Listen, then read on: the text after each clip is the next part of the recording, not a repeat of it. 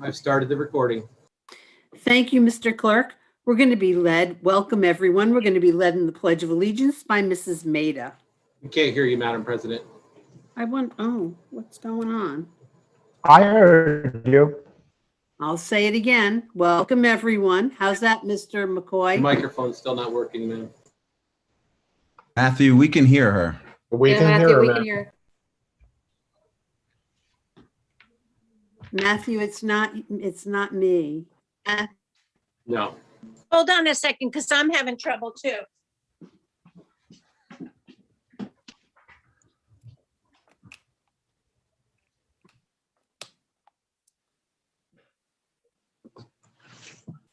Mr. McCoy, can you hear me now? No audio, ma'am. Well, I don't know.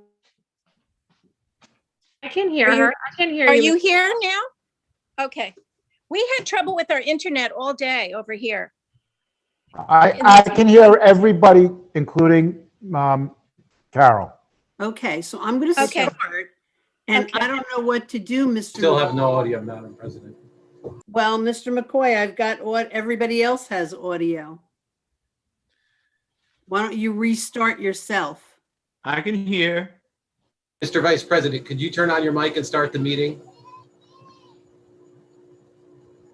Yes, sure we if will be. Matt- you Yes, can we hear will be us. letting. You have in no the audio pledge- either, sir. I have no audio either. No, he does. Matthew, I'm going to call We you. can hear you. Guys, everyone's good. I think Matt's having issues. I'm going to text him right now. Have him restart. Don't blame me.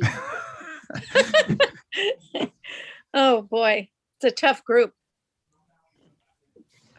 Yes, ma'am. Okay. So do you want to wait? Now, it Yeah. says here that Matthew's microphone is off and so on my participant thing, on my list. So I He might wonder, have his computer muted and doesn't realize it, maybe. okay, We're talking to him right now to get him to all right. go off and come back on.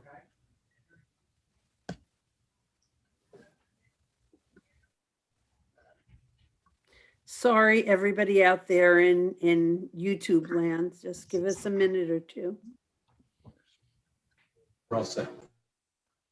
Mr. McCoy, can you hear me now? Yes, ma'am. Thank you. Oh, good. Good evening, everyone, and welcome to our special meeting. We're going to be led in the Pledge of Allegiance by Mrs. Maida. I pledge allegiance to the flag of the United States of America and to the republic for which it stands, One nation. one nation, under God, indivisible, with liberty and justice for all. Let's have a moment of silence for our fair city, and hopefully people are recovering from this terrible pandemic. Thank you. Thank you. Mr. McCoy, roll call, please. Ms. Burton? Here. Dr. Henderson? Mr. Howard? Here. Mr. Levinstein? Here. Ms. Maida? Here. Ms. Mineo? Here. Ms. Santiago? Here. Mr. Stridiron? Here. And Mr. Walker? Here.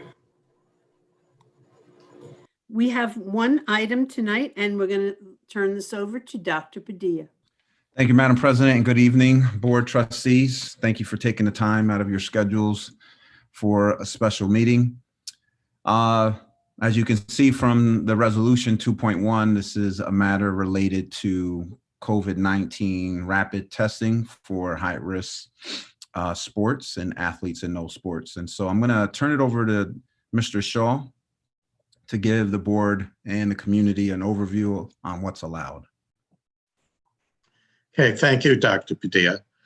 So according to the state guidance, it's a matter of local county discretion with respect to requirements or permission to do testing of student athletes, particularly higher risk student athletes that were addressed through a Department of Health memo earlier, actually in the month of February.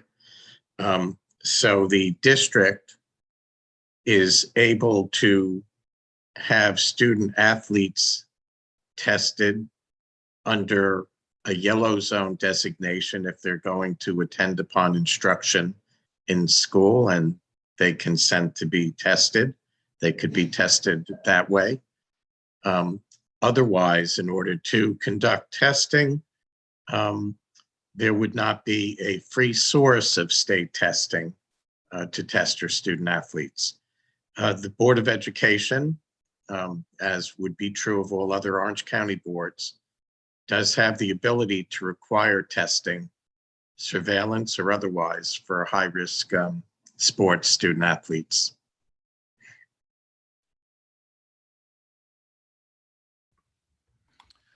Thank you, Mr. Shaw. So the challenge on the table was highlighted by Mr.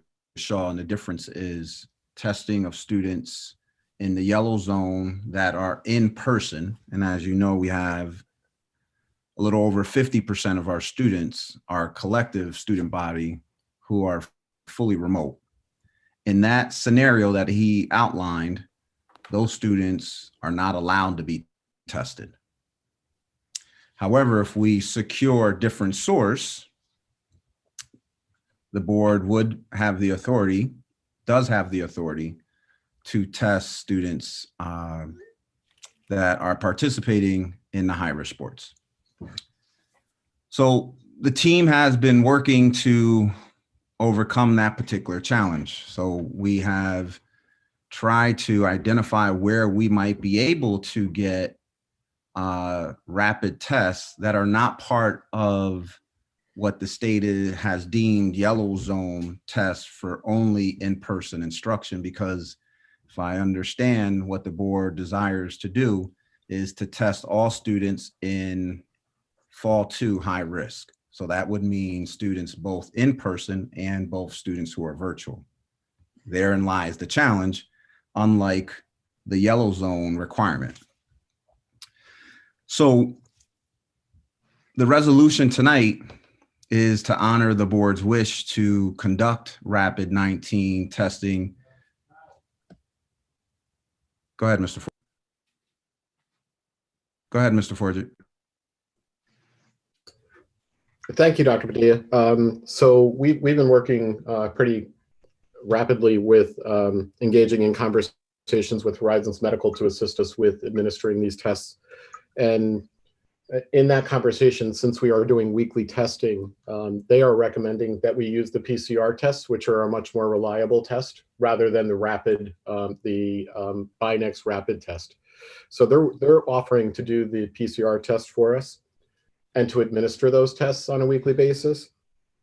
And for each of the individual students, what they will do is they will check the temperature, do a pulse check, check the heart rate, as well as administer the PCR test for each of the students that we would have tested for high-risk sports. Thank you, Dr. Padilla. Thank you. So, Madam President, I'm presenting to you 2.1 with the information that I have outlined, Mr. Shaw has outlined, and Mr. Forget has outlined. I'd like to entertain a motion, please. So moved. Second. Questions or discussion? I see Mr. Howard, you have your hand up. Thank you, Madam President. My question is to Mr. Shaw. So, Mr. Shaw, can you give a little clarity? If the school decides to require testing, can there be punitive results if a child's family does not want them to be tested? With respect to sports participation, if being tested is a requirement, it wouldn't be punitive. It would just be that they would not be allowed to participate. From what Mr. Forget described, there would be an ability for every student athlete, particularly the high-risk sports involved in this resolution, to have the testing conducted. And it would be at no expense from what I understand, Mr. Forget. Madam President, may I respond? Sure, yes, please. In response to the cost at this point in time, we are still finalizing the coordination, but we believe at this time that if the family has insurance, we will request to use the family's insurance. In the event the student or the family does not have insurance, we will work, the Horizons Medical will address that on their own. So we do not foresee any expense to the district or to the families. And the only thing they would do is bill insurance if a family has insurance. And that's the point that we're at with negotiations and conversations now. We don't foresee any charges to the family. Mr. Levinstein, I see your hand. Yeah, I had some questions and then Mr. Forget just put that in there. So, but my other questions are, so we're not concerned with doing this for low or moderate risk sports. That's not part of the testing protocols. That's correct. That's just fall to high-risk sports. Okay, now there was, you were making some kind of difference between students that attend hybrid school and consented to tests, but if they're going to go out for these teams, they're still going to be part of this testing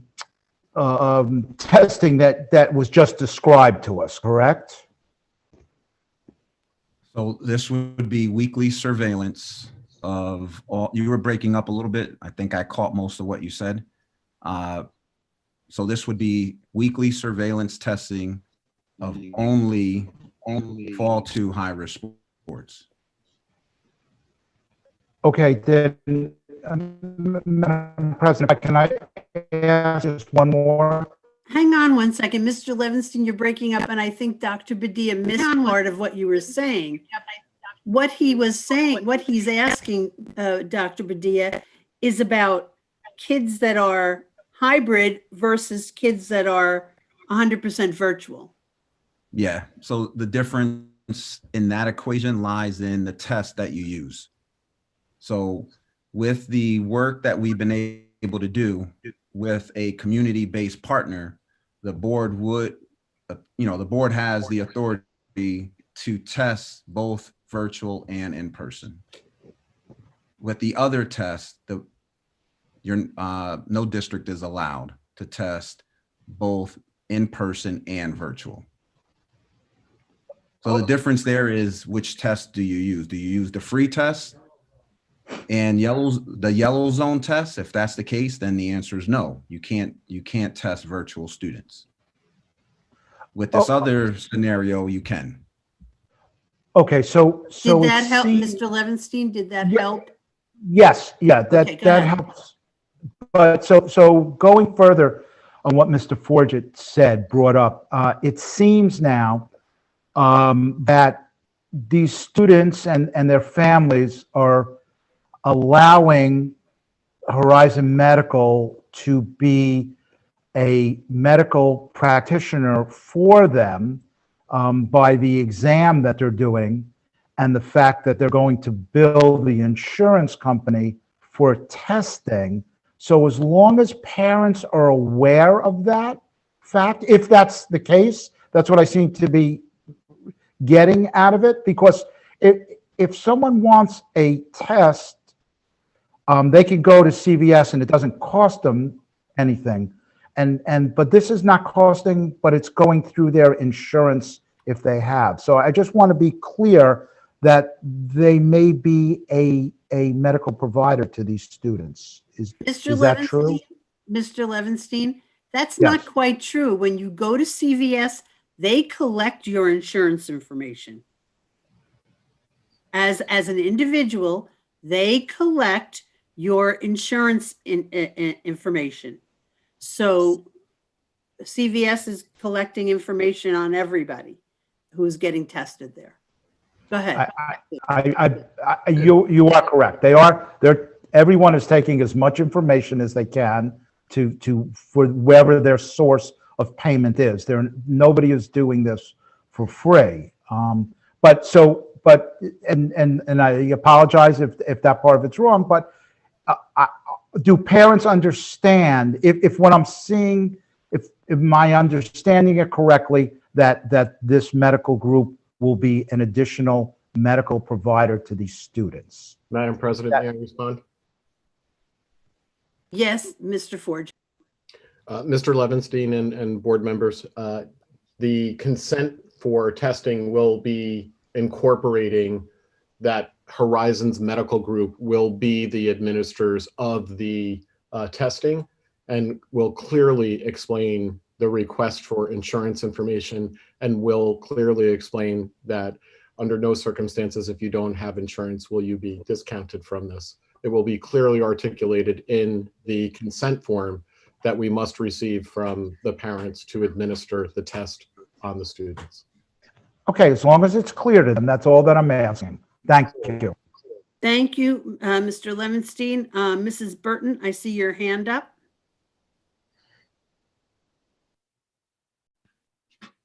So I just want to clarify. So if the student is in person, then they'll go through the regular school testing protocol? No. Yes? It doesn't matter if they're in school or virtual? No, in this case, what we're presenting is partnering with the community-based organization to do the testing of both in-person and virtual. Okay, and that community organization is Horizon. Yes, ma'am. Okay, so even though, are we still doing the 20% testing in school? No. No, we're not. We met that target already. All right. So what's the protocol in terms of the timeline for when a student, how will you know? So for example, let's say sports, there's a game tomorrow. When do you need to know? And what information will you be getting and from whom?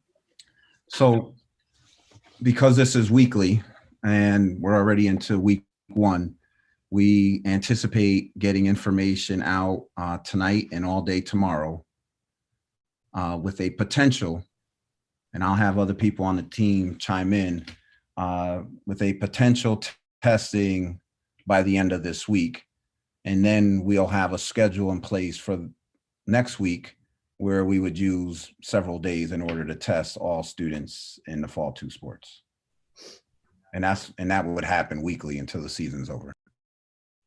And because it's a PCR test, I'm sorry, Madam President, may I respond as well? Sure, please do. And because it's a PCR test, we will not have the results within 15 minutes. It may take a day.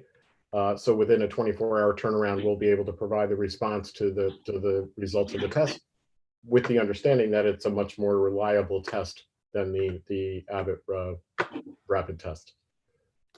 Can I just follow up? So Sure. Horizon is letting the district know. Horizon will let the parent know. And so how are you, so what are you requiring the parent has to show that their student received the test and that the test was negative? We will have to add that into the consent, that there will be the release of information from Horizon to the district based on those results. All right, that's where I'm getting to. So that back to kind of like what Mr. Levinstein was saying, so that all of this is very, very clear in terms of the responsibilities that are put on parents and students. Thank you. Mrs. Santiago, I see your hand. Thank you, Madam President. A lot of my questions have been answered, but some of them are just, how many students are we talking about and when does the season end? Season ends April 19th. Mr. Bear, I know it's an approximate at this point, but could you answer that question, please? We're still working on the final rosters because students are still signing up, given the late notice. So we can be upwards of over 250 potentially for fall 2. And then we have the spring after that. 250 for the high-risk sports, for the football, cheerleading, and volleyball? Where we're still working out those numbers. We do have JV, freshman, and varsity football, so that's a fairly large amount. We have cheer, which is between 20 and 30, so we're talking maybe 200. I'm trying to, I don't want to underestimate because, and we have a number of students at the middle school who are looking to move up into freshmen, and they're currently conducting the APP test for that. So that's why I don't want to assume anything lower than 200 at this point. Okay, thank you. Mrs. Burton, I see your hand again. So can you just clarify that? Because I actually did go to section 9. And I was looking on their website. And so football is scheduled with Newburgh on March 12th. Is that correct or no? Or is their schedule not confirmed yet on section 9? Would you like me to answer that? Yes, please. Please. Okay. That is our first home game, yes. It is on March 12th.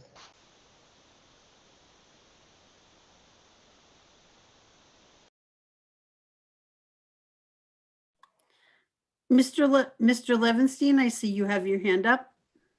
Yes, thank you, Madam President. So we approved high-risk fall 2 sports. Did we approve varsity, JV, freshman, and modified also, you said?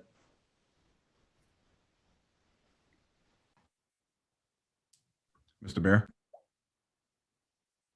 My understanding is that we didn't make that distinction as part of the resolution.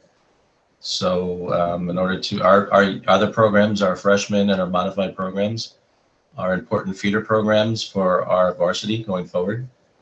So we felt it was important not to shut them out as well, as long as we comply with the expectations for practice and for social distancing.